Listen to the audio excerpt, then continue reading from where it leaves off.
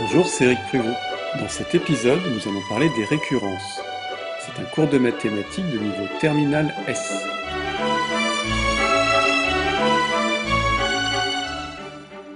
Cet épisode comporte 3 parties. Tout d'abord, nous allons découvrir le principe de récurrence au travers d'un exemple simple. Puis nous allons donner le vocabulaire associé à la démonstration par récurrence. Enfin, dans la troisième partie, nous verrons un second exemple de démonstration par récurrence. Première partie, un premier exemple simple. C'est Blaise Pascal qui énonça pour la première fois le principe de récurrence. Donc, commençons par un exemple simple. Voici une suite UN définie de la manière suivante. U0 égale 7, c'est le premier terme, et UN plus 1 égale 2UN moins 3. Remarquez au passage que cette définition de suite s'appelle une définition par récurrence. En effet, le terme de rang n plus 1 est défini à partir du terme de rang n. Nous souhaitons démontrer que pour tout entier naturel petit n, on a un égale 2 puissance n plus 2 plus 3. C'est la définition explicite de la suite. Donc on vous donne une suite définie par récurrence et on souhaite démontrer par la démonstration par récurrence une expression explicite de notre suite. Ici, un égale 2 puissance n plus 2 plus 3. Un égale 2 puissance n plus 2 plus 3 est une proposition logique, c'est-à-dire un énoncé qui peut être vrai ou faux et qui dépend de n. En fait, on appelle même cela un prédicat. Un prédicat, c'est une proposition logique qui dépend d'un ou de plusieurs paramètres. Nous allons la noter Pn.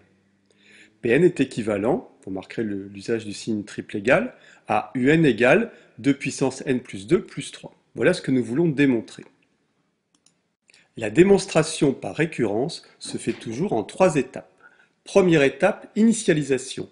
On vérifie ici que P de 0 est vrai, ou P de 1 est vrai, ou P de 2 est vrai, tout dépend à partir de quelle valeur de petit n on commence.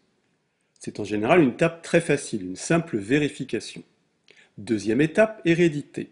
On démontre que P de n vrai entraîne P de n plus 1 vrai, pour tout entier petit n supérieur ou égal à 0 si on a commencé à 0, à 1 si on a commencé à 1, et ainsi de suite. Et troisième étape, conclusion. La partie la plus difficile, vous vous en doutez, est la partie numéro 2, l'hérédité.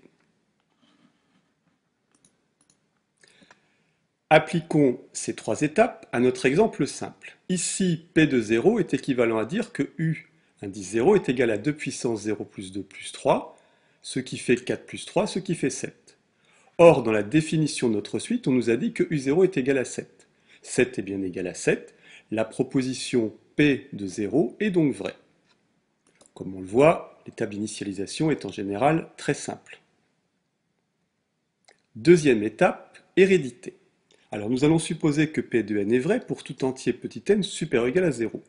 Ça veut donc dire que pour tout entier petit n supérieur ou égal à 0, U de n égale 2 puissance n plus 2 plus 3. Or, d'après la définition de notre suite, U de n plus 1 n'est autre que 2un moins 3. Utilisons cette expression. On va donc avoir un plus 1 égale 2 facteur de 2 puissance n plus 2 plus 3 moins 3, soit encore un plus 1 égale 2 puissance n plus 3 plus 6 moins 3, ce qui nous donne 2 puissance n plus 3 plus 3. Et on est content parce qu'on a retrouvé effectivement ce que l'on cherchait à obtenir, c'est-à-dire un plus 1 égale 2 puissance n plus 3 plus 3. La proposition P de n plus 1 est donc vraie. Notre exemple était simple, mais remarquez le principe qui nous a guidés.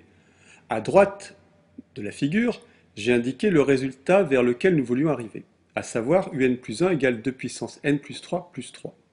C'est un principe que l'on utilise souvent dans les démonstrations par récurrence. On regarde ce vers quoi on veut arriver. Et ici, eh bien, nous sommes arrivés à une expression de n plus 1 qui est justement cette expression-là. Donc immédiatement, nous avons pu écrire que la proposition P de n plus 1 était vraie. Conclusion, c'est la troisième étape. Nous avons montré que P de 0 est vrai et que P de n vrai entraîne P de n plus 1 vrai pour tout entier naturel petit n.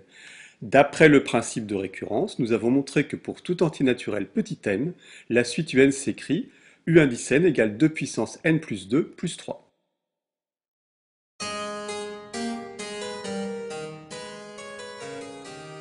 Deuxième partie, vocabulaire. Alors maintenant que nous avons vu un exemple simple, nous allons fixer le vocabulaire du raisonnement par récurrence. Initialisation, c'est la première étape, c'est l'étape dans laquelle on vérifie que P de 0 est vrai, ou P de 1 est vrai, ou P de 2 est vrai, etc.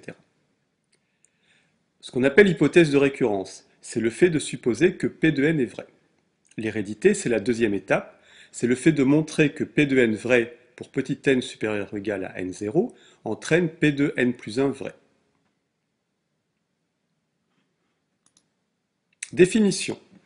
On dit qu'une propriété P est héréditaire à partir d'un entier n0 si elle vérifie pour tout entier n supérieur ou égal à n0, si P de n vrai, alors P de n plus 1 est vrai.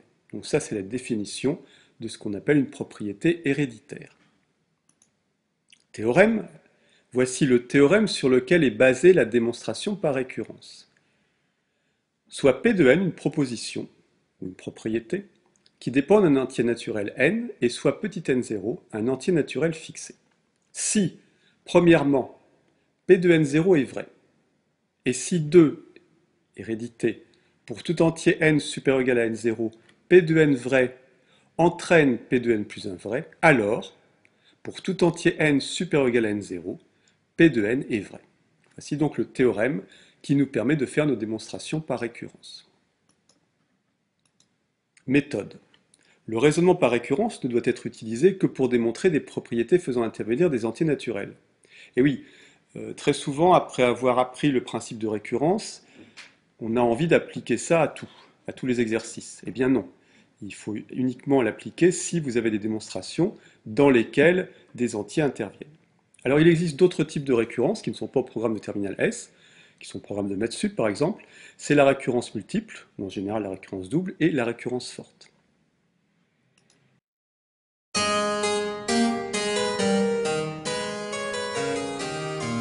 Troisième partie, un second exemple de récurrence.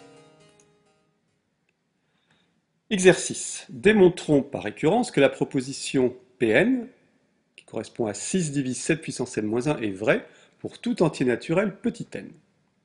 Alors commençons par rappeler ce que veut dire A divise B. A et B étant deux entiers, A divise B signifie qu'il existe un entier petit k tel que B égale AK. Ce rappel étant fait, nous pouvons nous lancer dans notre démonstration. Première étape, initialisation. P de 0 s'écrit 6 divise 7 puissance 0 moins 1. 7 puissance 0, tout nombre à la puissance 0, ça fait 1. 1 moins 1, ça fait 0. Est-ce que 6 divise 0? Oui, car tout nombre divise 0. Donc P de 0 est vrai. On a vérifié que P de 0 était vrai. Deuxième étape, hérédité. Supposons P de n vrai, c'est-à-dire que 6 divise 7 puissance n moins 1. Si cette proposition est vraie, alors il existe un entier petit k, tel que 7 puissance n moins 1 égale 6k, soit encore 7 puissance n égale 6k plus 1. Passons maintenant à l'expression de P de n plus 1, ou plus exactement à la formule 7 puissance n plus 1 moins 1. 7 puissance n plus 1 moins 1 peut s'écrire sous la forme 7 fois 7 puissance n moins 1. Mais par hypothèse de récurrence, on a vu que 7 puissance n, c'est 6k plus 1. Remplaçons ce 7 puissance n bleu par son expression 6k plus 1. Ça nous donne 7 fois, entre parenthèses, 6k plus 1 moins 1, soit encore 7 fois 6k plus 7 moins 1, soit encore 7 fois 6k plus 6, on met 6 en facteur, et on obtient 6 facteurs de 7k plus 1. Et bien voilà, nous avons gagné, puisque nous avons mis 7 puissance n plus 1 moins 1 sous la forme 6 fois un entier.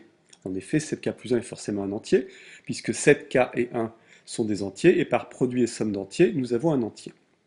Donc nous avons démontré que 7 puissance n plus 1 moins 1 est bien divisible par 6. Donc la proposition P de n plus 1 est vraie. Troisième étape, conclusion. Nous avons montré que P de 0 est vrai, et que pour tout entier naturel, P de n vrai entraîne P de n plus 1 vrai, donc par principe de récurrence, la proposition 6 divise 7 puissance n moins 1 est vraie pour tout entier naturel petit n. Voilà, cet épisode est terminé. N'hésitez pas à vous abonner à la chaîne Math plus 1. Vous recevrez ainsi des notifications lorsqu'une nouvelle vidéo est mise en ligne. Merci et à bientôt.